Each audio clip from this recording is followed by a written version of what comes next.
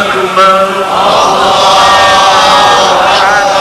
Allahu Akbar. Dan pemirsa, bisa kita lihat bahwa saat ini di panggung utama di kawasan Monas, yaitu A'agim sedang memimpin doa bersama di kawasan ini. Dan kita akan segera ikuti doa bersama yang dipimpin oleh A'agim berikut ini. La ilaha illallah.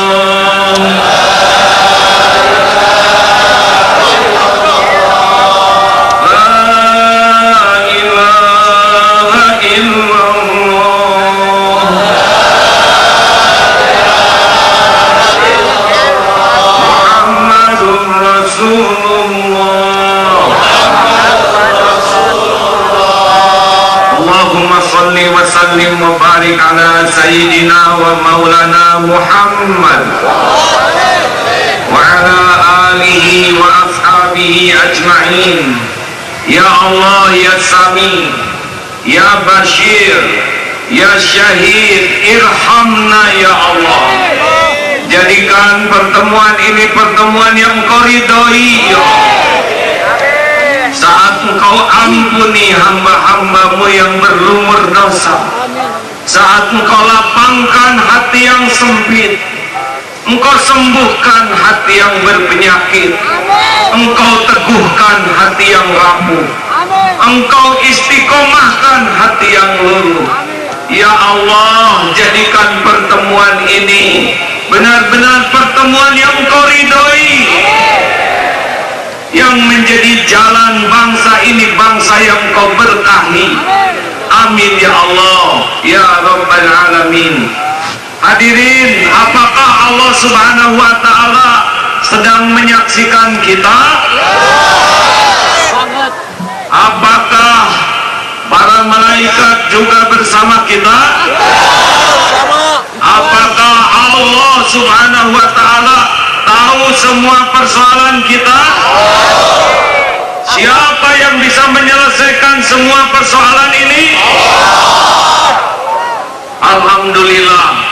Jangan sampai berkumpulnya kita di sini seakan kita menjadi lebih kuat sehingga lupa bahwa Allah lah satu-satunya penolong kita.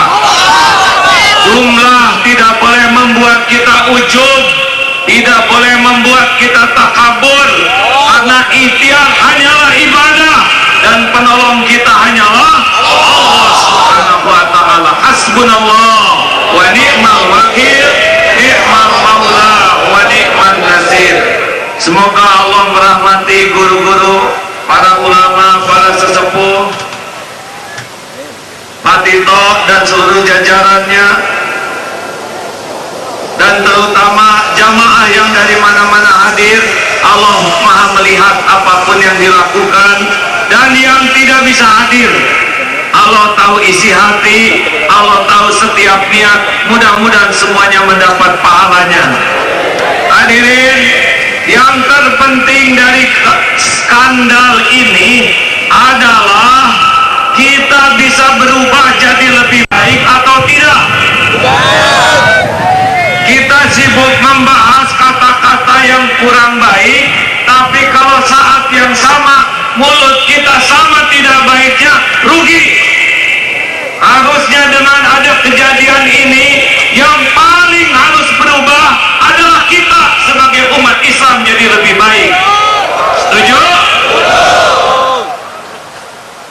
Kita bisa belajar dari bangunan yang ada ini. Maaf, banyak bangunan kokoh.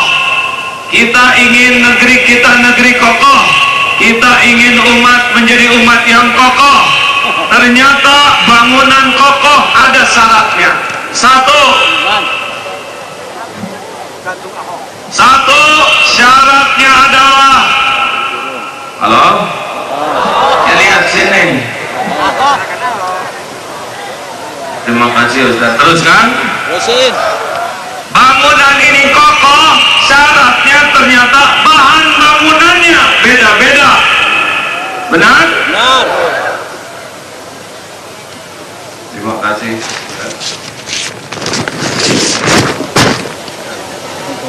Lanjutkan. Bahan bangunannya beda-beda.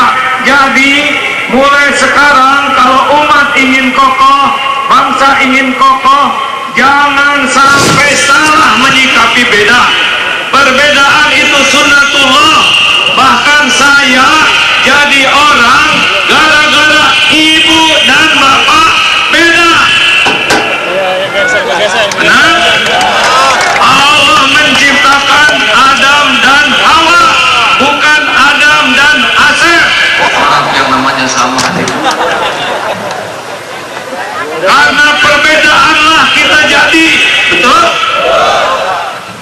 Marilah saudaraku sekalian, kita lebih bijak menyikapi perbedaan. Cari persamaan sebelum membahas perbedaan. Beda wajar, marah jangan. Ulangi.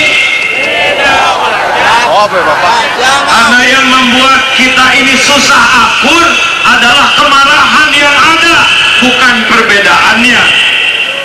Mari kita cari persamaan. Contoh, yang kunut dengan yang tidak kunut sama atau tidak? Sama atau tidak? Sama-sama sholat subuh, udah. Hargai dengan pendapat yang berbeda. Taraweh 11 dengan 21 sama atau tidak? Beda. Yang satu 21, satu 11, tapi sama-sama taraweh. NU, Muhammadiyah versus Al-Irsyad, apalagi Jamaah Tabligh, apalagi FPI, Wahdah dan sebagainya sama atau tidak? Sama-sama umat Islam, orang Hindu, orang Buddha, orang Katolik sama atau tidak?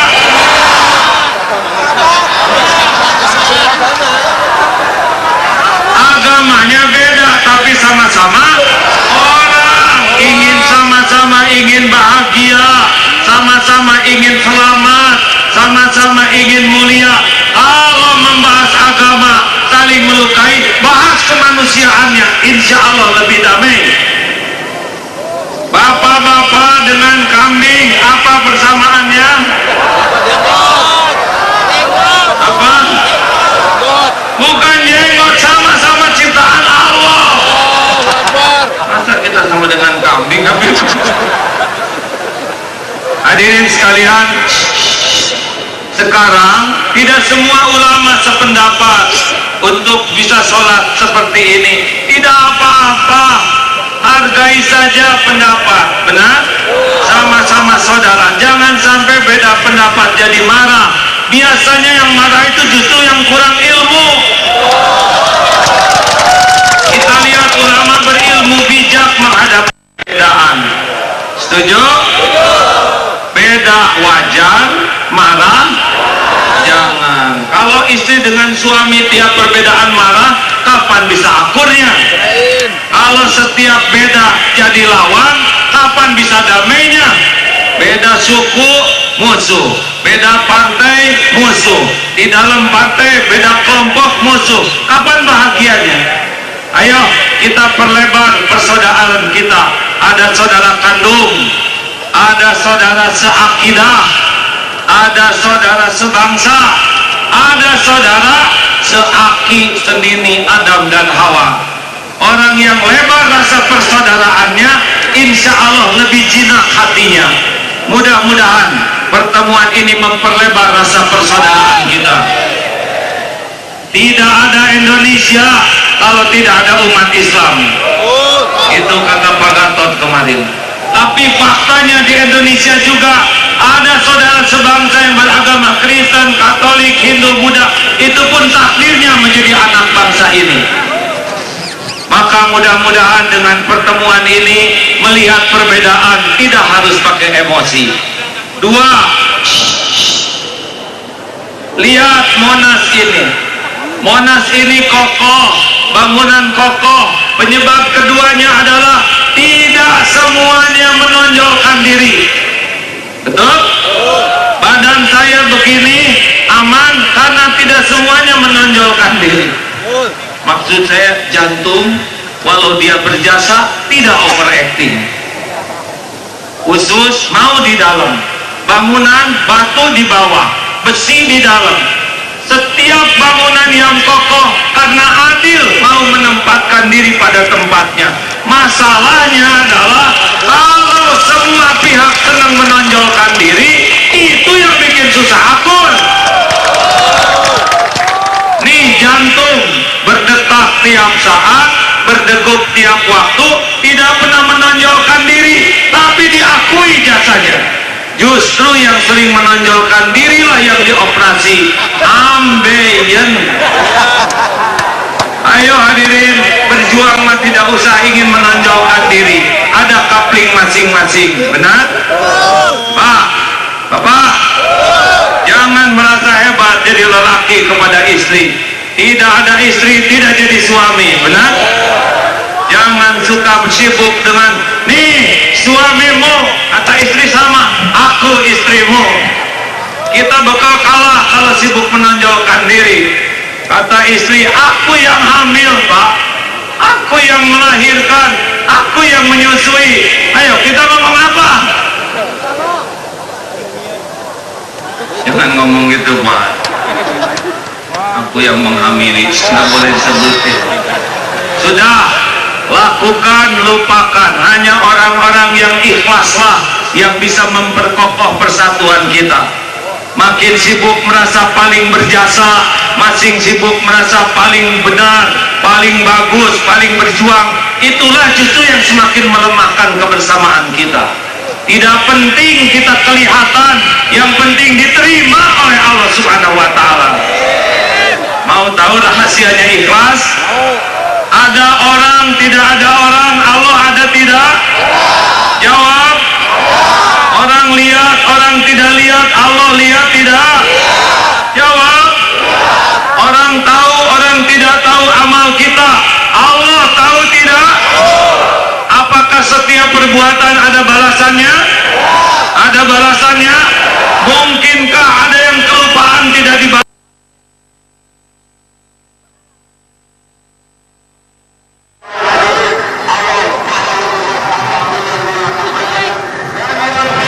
Ya pemirsa, itu tadi baru saja kita saksikan bahwa tokoh agama Abdullah Kim Nastiar atau A.A. Gim yang memberikan tausiah terkait dengan peserta aksi 212 baik yang hadir maupun yang tidak bisa hadir di kawasan Monas untuk tetap menghargai perbedaan yang ada di Indonesia. Agim juga berpesan agar sejumlah tokoh agama mengajak umatnya untuk menghargai perbedaan tersebut.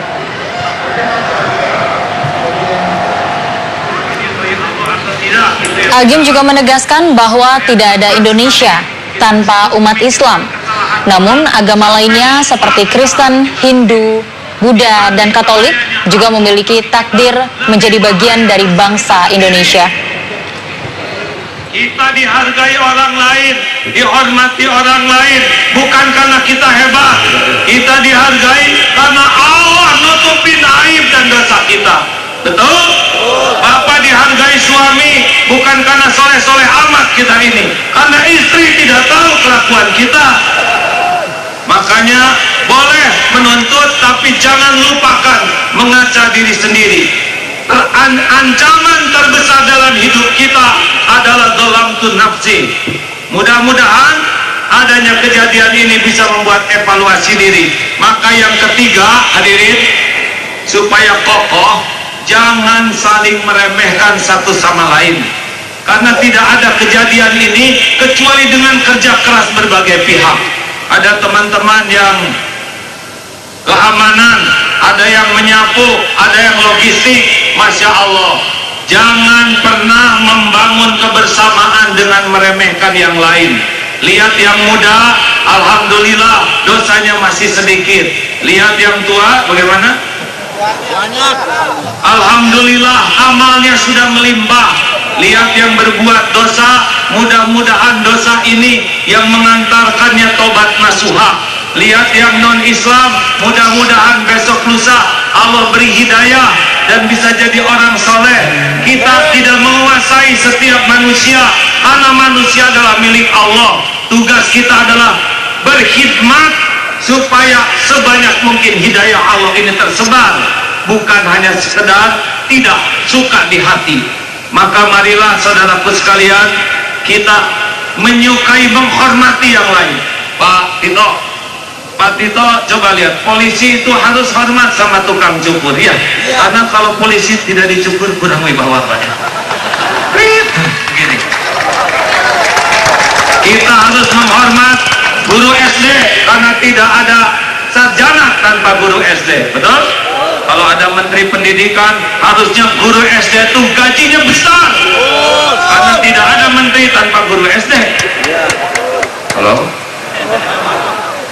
Para jenderal harus hormat kepada prajuritnya, karena kalau tidak ada prajurit, cuma jenderal sendiri capek. Pak Tito, ya, Pak Tito ngurus lalu lintas, Pak Boy Rafli juga ngurus.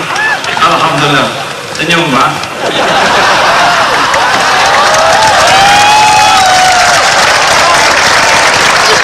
Ngomong-ngomong hadirin, saya suka mikir kalau saya jadi Pak Tito gimana rasanya hidup ini.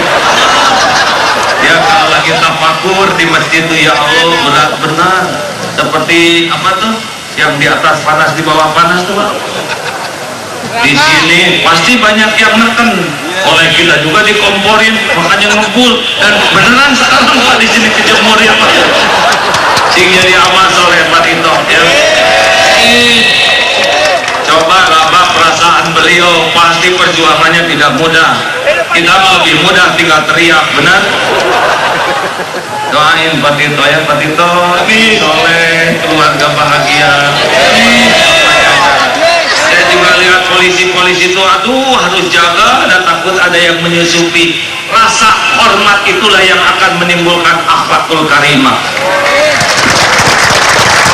Dan terakhir, supaya cepat selesai nih, beton itu kokoh, ingat baik-baik, ada besi, apalagi semen, split, pasir, bisanya bersatu dan kokoh pakai apa?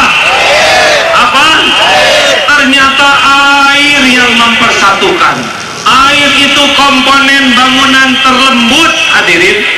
Ternyata kelembutanlah yang bisa mempersatukan.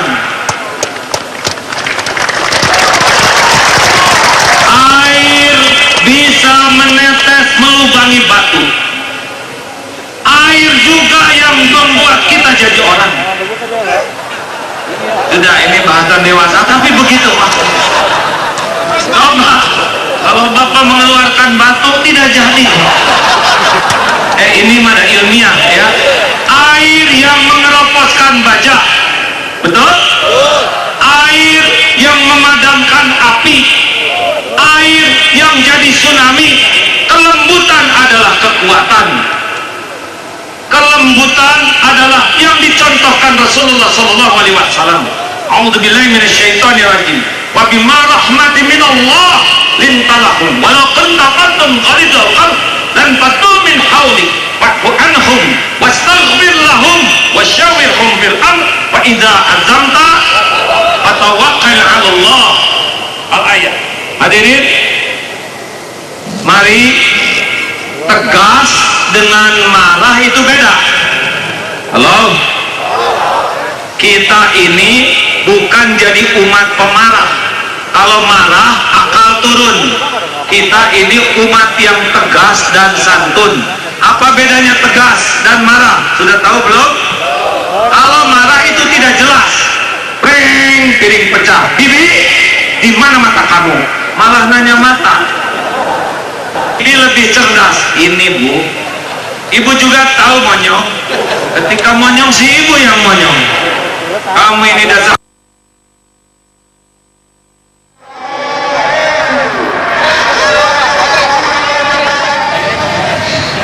Dan pemirsa, Abdullah Gimnastiar atau Agim selaku ulama kembali menegaskan bahwa sejumlah komponen yang ada di bangsa ini melengkapi satu sama lain untuk memperkuat satu sama lain. Bukan justru beberapa pihak berusaha untuk menyombongkan atau memunculkan diri sendiri. Namun ada pihak-pihak yang tidak terlihat, namun jasanya tidak bisa diremehkan. Kelembutan seperti tadi, analogi menggunakan air, kelembutan yang ternyata memiliki kekuatan yang sangat besar. Kelembutanlah yang bisa mempersatukan bangsa. Dan kembali, Agim mengajak seluruh bangsa Indonesia untuk bersatu dan menghargai perbedaan yang ada.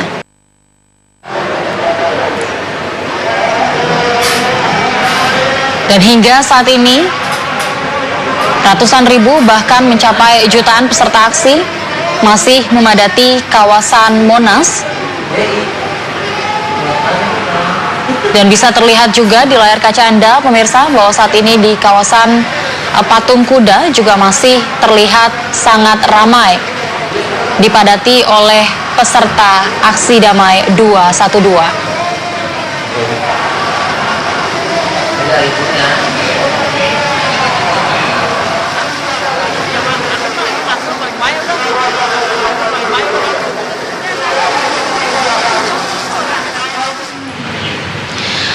Pemirsa, pagi tadi Presiden Joko Widodo meninjau pembangunan venue Asian Games di kawasan Gelora Bung Karno, Senayan, Jakarta Selatan. Di tengah aksi damai 212, Jokowi meninjau Stadion Gelora Bung Karno, Senayan. GBK menjadi salah satu tempat yang direnovasi melalui anggaran proyek Asian Games. Proyek ini ditargetkan untuk selesai pada bulan November 2017 mendatang. Terkait aksi 212 yang berlangsung di Monas, Jokowi berharap para peserta bisa menepati janjinya untuk melakukan aksi secara damai dan kondusif.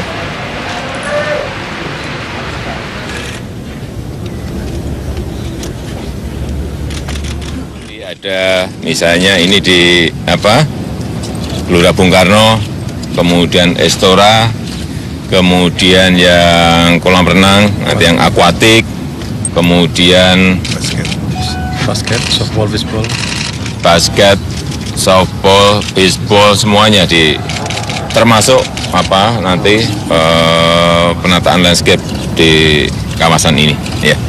Tapi harapan terhadap aksi damai hari ini gimana? Iya, sesuai komitmen bersama yang sudah dilakukan, saya kira. Dan katanya aksi super damai, pakai super loh ya. Ya. Ya, pemirsa, kita bisa lihat bahwa saat ini meskipun ada aksi 212, namun Presiden Republik Indonesia Joko Widodo tetap menjalankan kegiatannya seperti jadwal yang telah ditentukan, namun tetap berpesan untuk menagih janji dari para peserta 212 menjaga aksi ini tetap damai, tertib, dan aman. Dan pemirsa, jutaan orang memadati kawasan Silang Monas dalam aksi damai 212. Panitia menyediakan beberapa fasilitas umum untuk para peserta dan berikut lokasinya.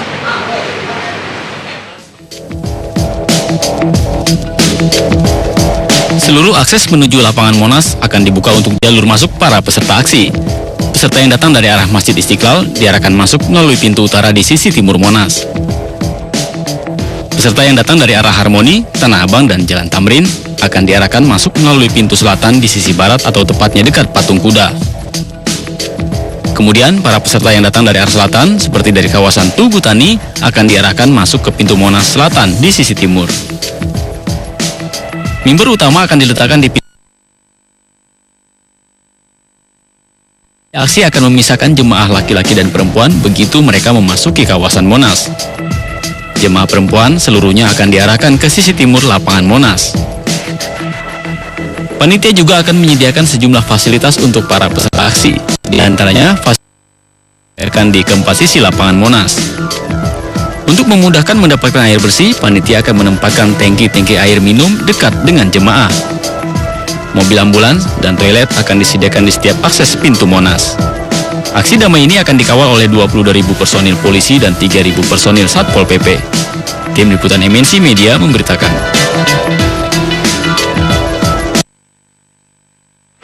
Dan pemirsa, kita akan kembali menuju kawasan Monas untuk mengikuti jalannya aksi damai 212 berikut ini.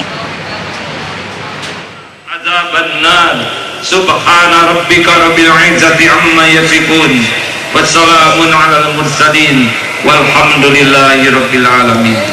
Jangan lupa hadirin doakan presiden kita, para pimpinan kita, karena mereka pun adalah bagian dari keluarga besar kita. Semoga para pimpinan kita benar-benar ahli takwa yang mengajak umatnya semuanya menjadi ahli takwa. Assalamualaikum warahmatullahi wabarakatuh. Terima kasih Hakim, nasihat yang luar biasa. Takbir! Takbir! Hakim telah bercerita tentang berbagai perbedaan, keragaman, dan itu adalah Indonesia. Dan mari kita lanjutkan dengan mendengarkan satu lagu nasional dari Sabang sampai Merauke oleh Pemirsa, baru saja Kiai Abdullah Kim Nastiar atau Agim menyampaikan tausiahnya yang lagi-lagi berisi terkait dengan bagaimana menjaga perdamaian di tengah-tengah perbedaan yang ada di Indonesia. Tidak ada Indonesia tanpa umat Muslim, namun bagi pemeluk agama lainnya seperti Kristen, Katolik, Hindu, dan Buddha memiliki takdir menjadi bagian dari bangsa Indonesia. Dalam setiap perbedaan yang ada merupakan keindahan yang perlu dijaga dan perlu menghargai satu sama lain. Banyak unsur yang ada di Indonesia seolah memperkuat Indonesia menjadi bangsa yang kokoh di tengah-tengah perbedaan baik agama, suku, bahasa, namun tetap satu untuk mempertahankan kebinekaannya. Tidak ada unsur yang sepantasnya menyombongkan dan menonjolkan diri. Namun banyak sekali unsur-unsur yang tidak terlihat justru memiliki peran yang luar biasa dalam mempersatukan bangsa. Analogi air yang digunakan oleh Agim menjadikan kelembutan sebagai bagian untuk menjaga kekokohan dari bangsa Indonesia. Kelembutan juga yang bisa mempersatukan bangsa. Dan kelembutan juga yang bisa membuat seluruh komponen bangsa ini menghargai perbedaan yang mereka miliki.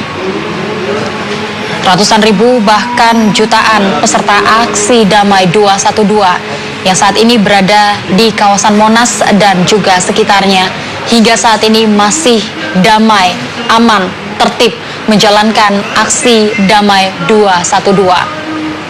Saat ini jam menunjukkan angka 11 siang waktu Indonesia Barat dan beberapa saat lagi akan dilaksanakan sholat Jumat berjamaah yang juga tetap diawali dengan sejumlah tausiah dari para pemuka agama.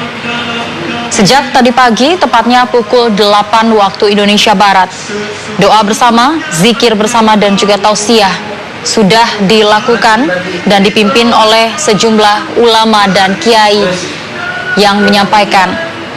Di antaranya adalah Arifin Ilham dan juga Abdullah Kim Nastiar.